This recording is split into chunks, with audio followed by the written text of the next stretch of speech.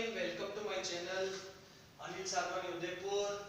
हम स्टार्ट कर चुके हैं सॉल्यूशन, जिसका पार्ट हम स्टार्ट कर रहे हैं 6th, जिसमें आज के पार्ट में हम पढ़ेंगे एलिवेशन ऑफ बॉइलिंग पॉइंट। क्या होता है एलिवेशन ऑफ बॉइलिंग पॉइंट? उसको डिनोट हम करते हैं डेल्टा टीबी से। किससे डिनोट करते हैं इसको? डेल्टा टीबी से। देखिए, आपने एक कंटेनर लिया, आप तो रोज बोलते सर कंटेनर ले लिया, ले लीजिए।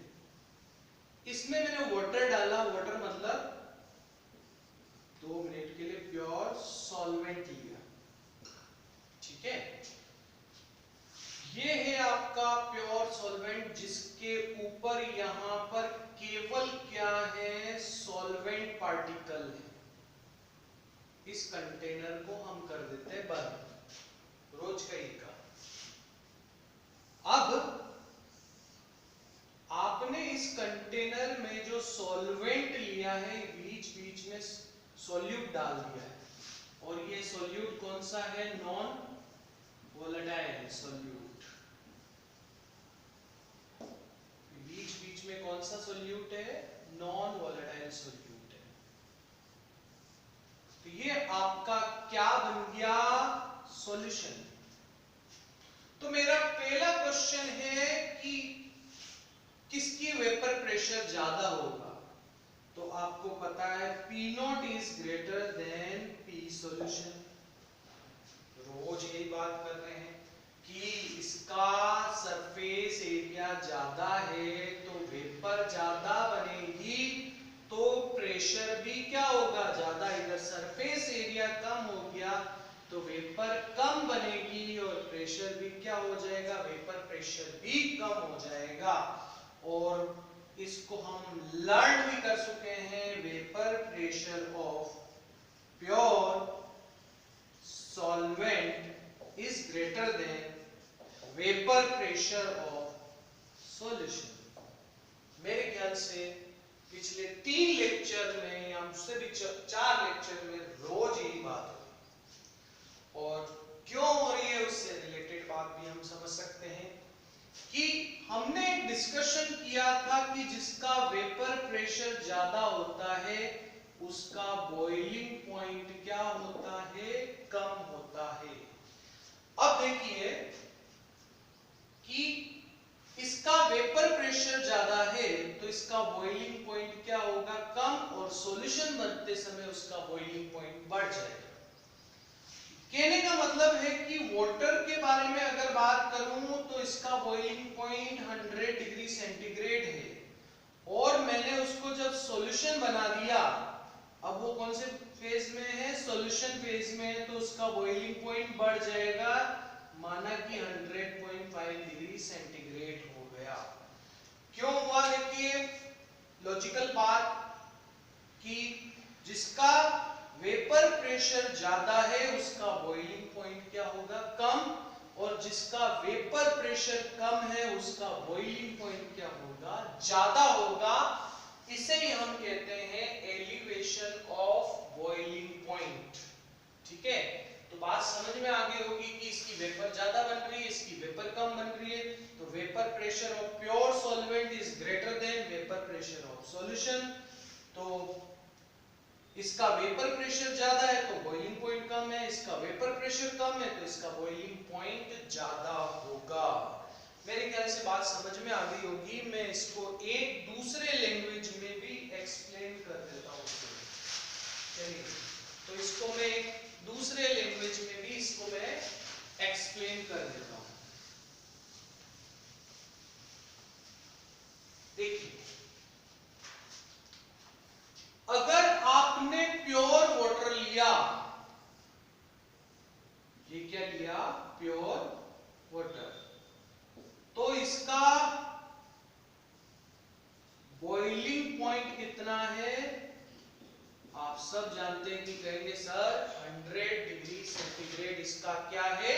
Boiling point. लेकिन अगर आपने इसमें कोई सोल्यूट मिला दिया जो कि नॉन वोलेटाइल थे तो उसका बॉइलिंग पॉइंट हो जाएगा 100.5 डिग्री सेंटीग्रेड। मतलब कहने का ये है कि बॉइलिंग पॉइंट क्या हो गया, राइज। तो इसी को हम कहते हैं एलिवेशन ऑफ बॉइलिंग पॉइंट। कितना बड़ा वो इसके डिफरेंस पे डिपेंड करेगा। वो कितना हुआ डेल्टा डीवी, इन दोनों का डिफरेंस 0.5। ये है elevation. Elevation of boiling point वापस समझिए, प्योर का कितना बॉइलिंग पॉइंट था 100, हमने कुछ सोल्यूट मिलाया नॉन वोलेटाइल तो उसका बॉइलिंग पॉइंट क्या हो गया, बढ़ गया। कितना डिफरेंस आ गया, ये डिफरेंस आ गया। ये है एलिवेशन ऑफ बॉइलिंग पॉइंट। चलिए अपन थोड़ा सा इसको आप लिख लीजिए। चलिए एक बार और समझ लेते हैं एलिवेशन ऑफ बॉइलिंग पॉइंट। मजेदार पॉइंट है। पानी को बॉइल किया सर 100 डिग्री सेंटीग्रेड, नमक डाल दिया, सोल्यूट डाल दिया, बॉइलिंग पॉइंट बढ़ गया। कितना बड़ा, वो जो डिफरेंस है वो कहलाता है एलिवेशन ऑफ बॉइलिंग पॉइंट। सीधी सी बात है। और आप एक चीज और जानते हैं, P naught is greater than P solution. गुरुजी बोल बोल के थक गए। P naught is greater than P solution. पूरे चैप्टर का थीम यही है, P naught is greater than P solution. मजेदार टॉपिक, सिस्टोमेटिक चलोगे ऐसा लगेगा ही अरे यार कुछ नया आ रहा है, तो साले सब पढ़ लिए। देखिए अब हम तो बच्चों आपसे पूछा जाए कि बॉइलिंग पॉइंट क्या है तो सीधी सी जवाब दोगे सर जिस टेम्परेचर पर लिक्विड बॉइल होगा वो उसका बॉइलिंग पॉइंट होगा। कब बॉइल होता है, उस पर्टिकुलर 100 डिग्री वाटर का बॉइलिंग पॉइंट कितना है 100 डिग्री। अगर इसमें नमक मिला दिया तो इसका बॉइलिंग पॉइंट बढ़ गया, वो क्या कहलाएगा, एलिवेशन ऑफ बॉइलिंग पॉइंट। बात समझ में आ गई। लेकिन बॉइलिंग पॉइंट की एक और डेफिनेशन है कि बॉइल उस पर्टिकुलर टेम्परेचर पर तब होता है जब ऊपर लगने वाला एटमॉस्फेरिक प्रेशर और इसका जो वेपर बन रही है वो प्रेशर क्या हो जाए, इक्वल हो जाए। तो बॉइलिंग पॉइंट क्या होगा, बॉइलिंग पॉइंट की एक डेफिनेशन और बना सकते हैं, टेम्परेचर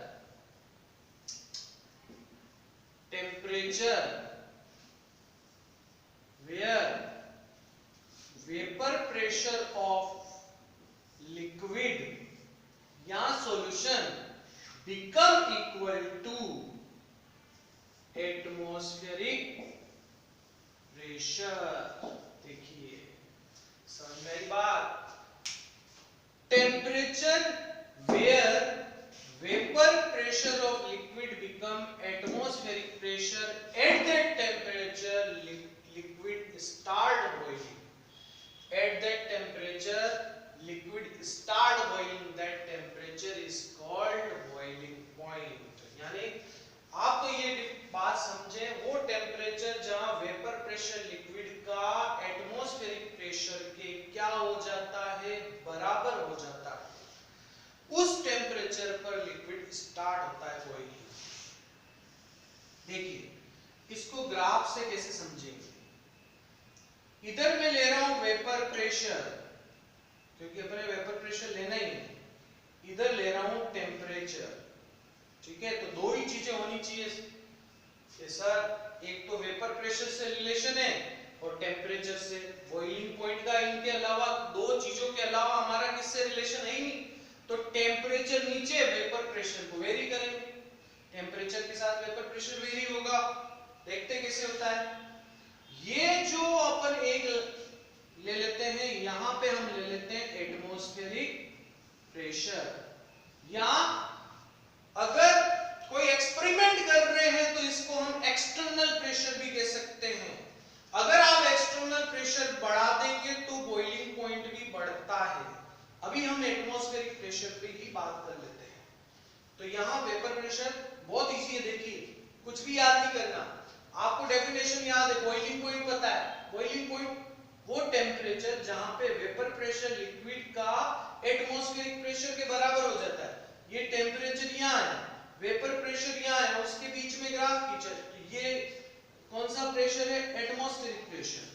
आपने लिक्विड को लिया, लिक्विड को स्टार्ट किया बॉइलिंग करना, बॉइल कर रहे हो, बॉइल कर रहे हो, बॉइल कर रहे हो, बॉइल कर रहे हो, वाटर को बॉइल कर रहे हो, ये इसको क्रॉस कर गया और यहां पर वेपर प्रेशर और एटमॉस्फेरिक प्रेशर यहां पर क्या हो गया? इक्वल।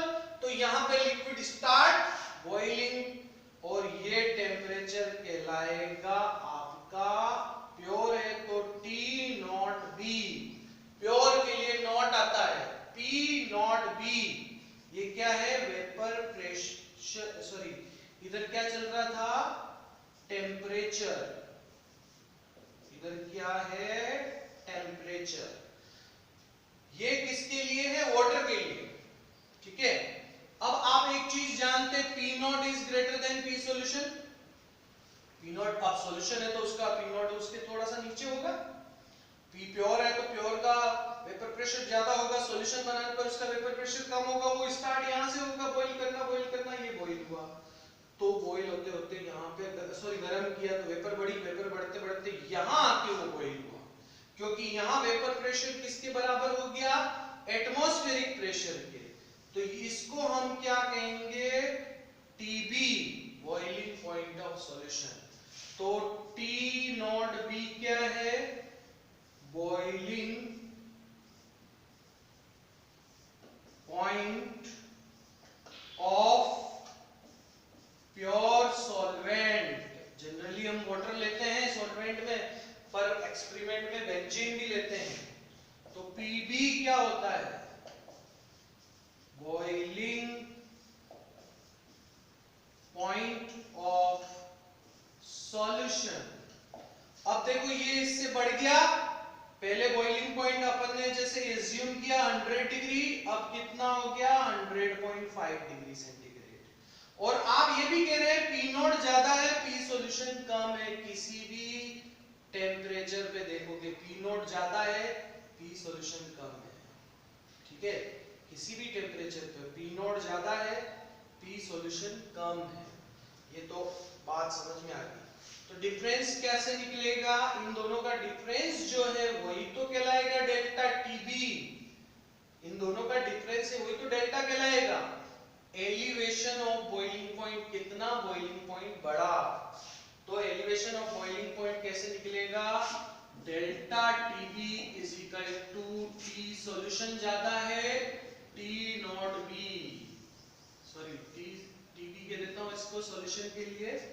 तो TB minus T not B, इस तरह से हम एलिवेशन ऑफ बॉइलिंग पॉइंट को निकाल लेंगे। ठीक है, बहुत इंपॉर्टेंट बात मैं यहाँ डिस्कस कर रहा हूं, बात ढंग से सुनना। एलिवेशन ऑफ बॉइलिंग पॉइंट के लिए एनसीईआरटी में यही इसी तरह का फॉर्मूलेशन किया हुआ है, लेकिन आरबीएससी के अंदर इसका डेरिवेशन लिया हुआ है, जिसको मैं अभी नहीं लूंगा। इस सॉल्यूशन चैप्टर के लास्ट में आरबीएससी के से रिलेटेड जो भी अलग एक्स्ट्रा चीज होगी वो मैं लास्ट एक ही पार्ट में मैं सारी चीजें बता जाऊंगा कि भैया कि क्यों, क्योंकि हम लॉजिकल बात ज्यादा कर रहे हैं और वहां थोड़ी सी लर्निंग पॉइंट ज्यादा होगा। उस लर्निंग पॉइंट को हम लास्ट एक ही में समेट लेंगे ताकि आपको लॉजिकल बात अभी कंटिन्यूएशन में समझ में आए, कंफ्यूजन की क्रिएशन नहीं हो, है ना। तो एनसीईआरटी में इसी तरह से चलेगा, आरबीएससी में इसका डेरिवेशन है जिसका डिस्कशन हम बाद में लेने वाले हैं। बात ध्यान से सुनिएगा। अब वापस सुन लीजिए कि मैंने इस तरह से किसके बीच में ग्राफ खींचा, टेम्परेचर और वेपर प्रेशर में। ये एटमॉस्फेरिक प्रेशर को डिनोट कर रहा है। हमने टेम्परेचर बढ़ाया तो वेपर प्रेशर बढ़ा, बॉइल हुआ। T not B boiling point of pure solvent, TB क्या है? बॉइलिंग पॉइंट ऑफ सॉल्यूशन, जो कि यहां से यहां आने पर इंक्रीज हो गया, बढ़ गया।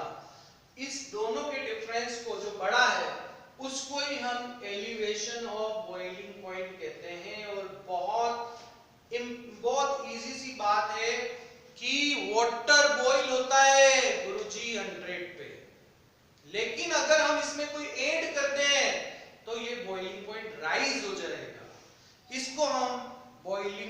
पॉइंट का एलिवेशन कहते हैं। इसको पहले आप लिख लीजिए, फिर इसके मैथमेटिक पार्ट्स को लेते हैं जो कि अभी लॉजिकल और न्यूमेरिकल से रिलेटेड एनसीईआरटी का रहेगा। डेरिवेशन पार्ट बाद में लेंगे इसका।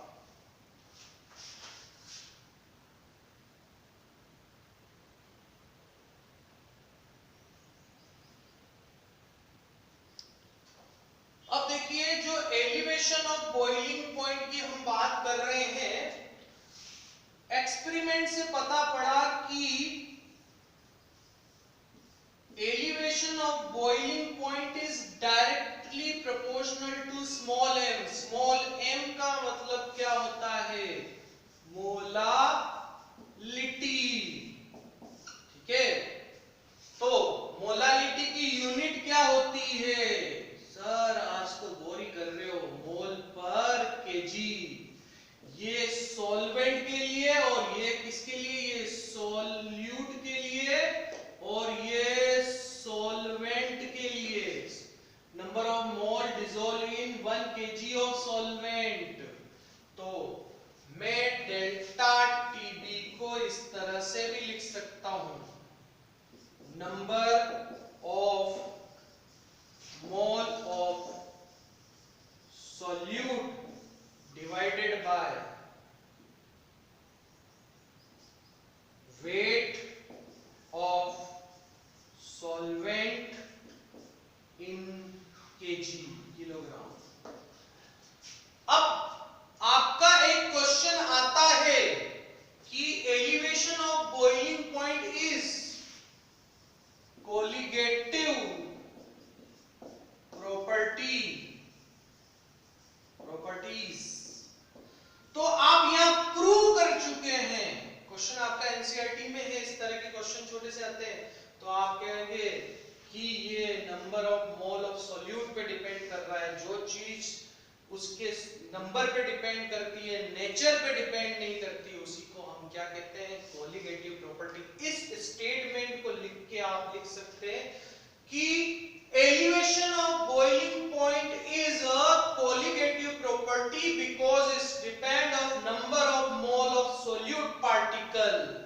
number of mole of solute particle do not depend upon nature and chemical composition, therefore it is colligative property। इसके लिए एक कांस्टेंट यहां पे लिया गया है जिसको हम कहते हैं Kb। क्या कहते हैं? Kb into molality. तो Kb क्या होता है? ये कहलाता है मोलल एलिवेशन कांस्टेंट। क्या कहते हैं? Molar elevation constant. इसका एक नाम और भी है, इबुलोस्कोपिक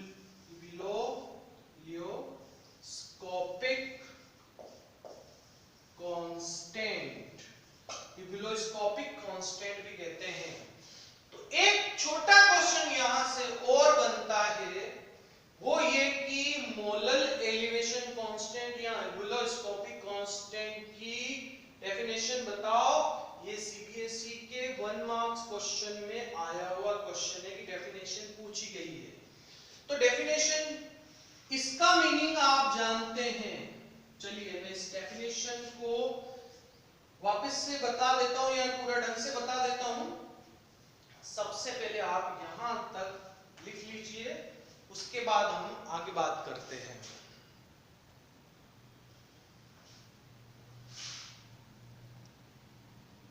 देखिए, तो अपना ये टॉपिक चल रहा था मोलल एलिवेशन कांस्टेंट या इबुलोस्कोपिक कांस्टेंट की डेफिनेशन बनानी थी हमें। तो हमारे पास ये था delta TB is equal to KB, इसकी डेफिनेशन बनानी है, इनटू एम मोलालिटी। अब ये इसकी यूनिट मुझे बताओ, मोल पर केजी। मोल किसके लिए? सॉल्यूट के लिए। केजी किसके लिए? डेफिनेशन को इसको 1 कर दो, इसको 1 कर दो, ठीक है। Number of mole, 1 mole of solute dissolve in 1 kg of solvent, तो ये कितना हो जाएगा 1 हो जाएगा। तो उस समय ये इसके बराबर हो जाएगा, मतलब डेफिनेशन बना सकते हो, when 1 mole of solute dissolve in 1 kg of what solvent, then delta TB is equal to molar elevation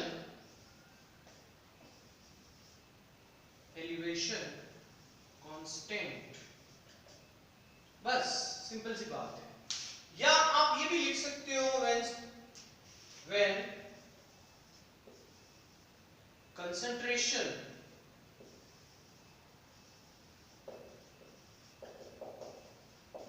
of solution is 1 small m, then delta TB is equal to molar elevation constant, ये भी बना सकते हैं, ठीक है। तो दो definition हुई, when 1 mole of solute dissolve in 1 kg of solvent, then delta TB is equal to molar elevation constant. When concentration of solution in 1 small m, 1 small m, ये पूरा 1 small m हो गया, कितना हो गया 1 small m, ठीक है। concentration of solution is, इसको यूं भी लिख सकते हैं, concentration of solution is 1 small m, अच्छे से लिख देता हूं, then delta TB is equal to molar elevation constant। ये भी एक छोटा सा आर्टिकल है जो 1 मार्क्स के क्वेश्चंस में आता है। चलिए इसके बाद हम इसके ऊपर कुछ न्यूमेरिकल्स ले लेते हैं। देखिए एक सिंपल सा न्यूमेरिकल, बहुत सिंपल सा, ठीक है, एनसीईआरटी में भी है, राजस्थान बोर्ड में भी है, दोनों में है, बहुत सिंपल सा बेसिक सा न्यूमेरिकल है। when 18 ग्राम ऑफ ग्लूकोज, क्या होता है formula, C6H12O6 dissolve in 1 kg of water, 1 kg of water. Calculate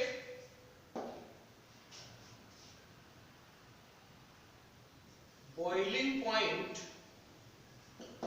of solution। अब इन दोनों को मिलाया, वाटर का बॉइलिंग पॉइंट तो पता है, अब ये जो सॉल्यूशन बना उसका बॉइलिंग पॉइंट निकालना है। when Kb is equal to 0.52 kg mole inverse, तो Kb की यूनिट क्या होती है, kg मोल इनवर्स। ये यूनिट एक बार बोर्ड में पूछी हुई है भी, और कैसे आती है मैं उसका डिस्कशन छोटा सा है, छोटी सी बात पर वापस से इसी में मैं ऐड करते हुए बताता चलूंगा, ठीक है। और boiling point of water is, sorry student, थोड़ा सा बीच में मुझे डिस्टर्ब हो गया, कोई मिलने वाले आ गए थे, तो वापस डिस्कस कर लेते हैं।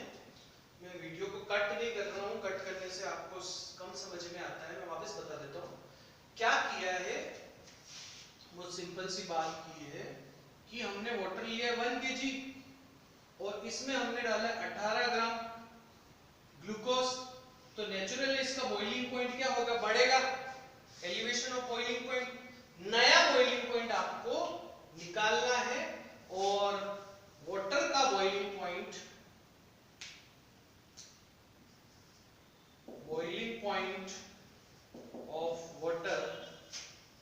जैसे 100 डिग्री सेंटीग्रेड होता है तो केल्विन में अगर एग्जैक्ट मानते हैं तो 373.15 केल्विन होता है। कितना होता है? 373.15 केल्विन होता है। ये इसका बॉइलिंग पॉइंट होता है। ठीक है, तो एलिवेशन से बात आ रही है तो delta TB is equal to KB into molarity. Molarity क्या होता है? मोल पर केजी। तो मैं इसको चेंज करके लिख देता हूं, number of mole of solute divided by weight. थोड़ा सा मैं लिख देता हूं, वेट ऑफ सॉल्वेंट। ठीक है, तो बच्चों छोटी सी बात करते समय आपको एलिवेशन निकालना है। इसकी वैल्यू है 0.52 और ग्लूकोज के मोल बनाने हैं। तो मोल कैसे निकालते हैं बच्चों? Mass divided by molar mass करके। मोल किसके? ग्लूकोज के। ग्लूकोज का मास कितना है? 18। मोलर मास होता है 180। कैसे होता है वो भी बता देता हूं। C6H12O6 carbon 6 into 12 plus 12 plus 6 into और 16, इस तरह से 180 आता है ग्लूकोज का मोलर मास। तो ये मोल कितने बने? तो ये बन गए 0.1 मोल। ठीक है, तो ये हो गए 0.1 मोल। और सॉल्वेंट तो अपना अच्छा दे रखा है 1 केजी। कितना अच्छी बात कर रखी है 1 केजी। बहुत अच्छे लोग हैं, कैलकुलेशन बहुत इजी कर रखी है। 0.052 ये आ गया आपका, किस में यूनिट आई? केल्विन में यूनिट आई। ठीक है, डिफरेंस आया मतलब। अब चलो यहीं कर लेते हैं। एलिवेशन निकालना है अब सॉल्यूशन का boiling point, boiling point of solution. ठीक है, तो आप ये देखिए कि वाटर का बॉइलिंग पॉइंट कितना है? 373.15। वाटर का बॉइलिंग पॉइंट बढ़ेगा घटेगा? बढ़ेगा। कितना बढ़ेगा? ये बढ़ेगा तो इसमें बस जोड़ दो 0.052। तो ये सॉल्यूशन का बॉइलिंग पॉइंट आ जाएगा। सॉल्यूशन का बॉइलिंग पॉइंट आ जाएगा 373 पॉइंट, ये हो जाएगा 2 0 और ये 2 इधर आ जाएंगे। ये केल्विन में आपका रिजल्ट आ गया। ठीक है, तो ये क्या हुआ? एलिवेशन ऑफ बॉइलिंग पॉइंट पे अपन ने एक न्यूमेरिकल देख लिया।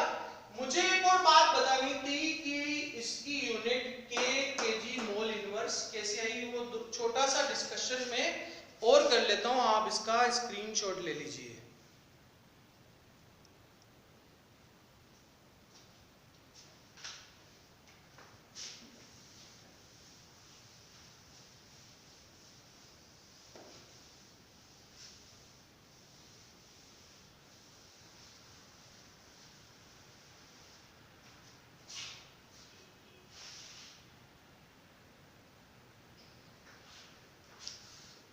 देखिए, delta TB is equal to KB into molality. इसकी यूनिट केल्विन में आएगी। इसकी यूनिट आपको निकालनी है और ये क्या होती है? इसकी यूनिट होती है मोल पर केजी। तो ये केजी इधर आ जाएगा। तो केबी क्या बनेगी? अब यूनिट बताओ। केजी मोल नीचे चला जाएगा तो मोल क्या हो जाएगा? इनवर्स। तो केबी की यूनिट क्या बनेगी? KG mole inverse. बहुत अच्छा है वैसे याद रखो, KG mole inverse, KG mole inverse. तो इसकी यूनिट क्या बनेगी? केजी और मोल इनवर्स। मैं इस पे एक और न्यूमेरिकल करा देता हूं, फिर देखते हैं।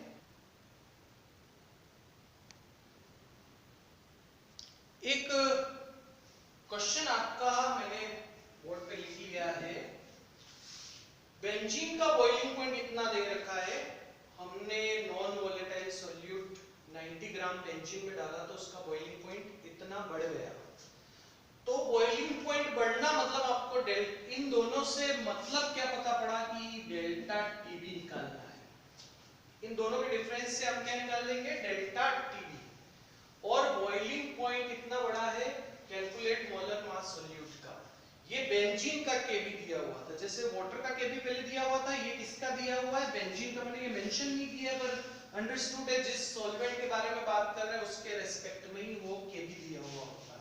ठीक है, तो सबसे पहले हम डेल्टा टीबी निकालते हैं। डेल्टा टीबी कैसे निकालते हैं, T TB minus T not be, है ना। सॉल्यूशन का 354.11, वैसे भी छोटी सी कैलकुलेशन है, ज्यादा में से कम माइनस कर देना, वो वैसे ही हो जाएगा, भले ये फॉर्मूला अप्लाई कर रहे हो नहीं कर रहे हो चलेगा। 353.23, तो ये डिफरेंस आ रहा है 0.88 केल्विन। ये तो मेरे पास क्या आ गया, डेल्टा टी। अब दूसरा इसका पार्ट मोलर मास निकालना है। Molar mass delta TB is equal to, बताइए क्या होता है, केबी इंटू मोलालिटी। मोलालिटी का फॉर्मूला आप उसके सिंपल फॉर्मूले में भी लिख सकते हैं, मोल में नहीं ले रहे तो ये भी लिख सकते हैं, mass divided by molar mass. ठीक है, और क्योंकि ये ग्राम में दे रखा है तो 1000 अपॉन वेट ऑफ सॉल्वेंट। ये भी मेरे ख्याल से आप जानते होंगे, फॉर्मूले दो हैं केबी के। वो बात हुई होगी मोल पर केजी, नंबर ऑफ मोल, ये तो मोल हो गया। पर केजी वाली बात होगी मास डिवाइडेड बाय, इस मोलालिटी के फॉर्मूला एक और है, मास डिवाइडेड बाय, ये मास किसका, सोल्यूट के रेस्पेक्ट में। ये किसके रेस्पेक्ट में चलता है, सोल्यूट के रेस्पेक्ट में। Mass divided by molar mass 1000 weight of, ठीक है, वेट ऑफ सॉल्वेंट। ये आपके पास आ चुका है 0.88। केबी कितनी है, गिवन है 2.53। मोलर मास, मास कितना दे रखा है, अब बताइए, मास आपका दे रखा है 1.80, और मोलर मास आपको अभी निकालना है, यही तो क्वेश्चन है आपका, मोलर मास निकालना है इनटू 1000, वेट ऑफ सॉल्यूट कितना है, ये सॉल्वेंट कितना है, ये 90।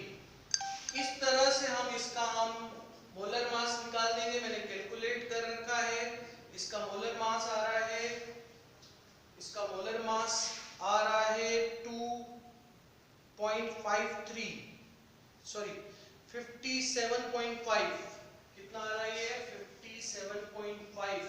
यूनिट क्या होती है इसकी, मोल पर केजी। यूनिट क्या चलेगी इसकी, मोल पर केजी। इस तरह से एलिवेशन ऑफ बॉइलिंग पॉइंट को आप समझ गए होंगे। Thank you very much. आज हम लेक्चर यहीं तक रख रहे हैं।